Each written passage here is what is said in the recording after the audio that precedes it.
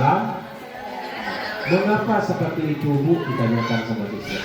Kenapa seperti itu? Karena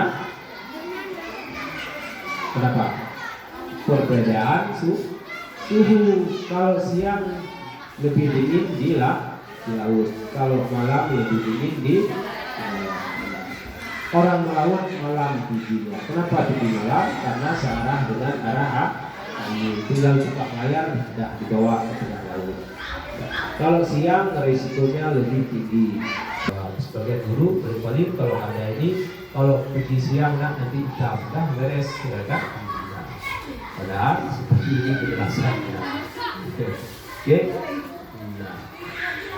Terus banyak yang lain tentang tsunami umpamanya Indonesia kaya bencana. Ini ada mekanisme gunung berapi, tidak ada penjelasannya.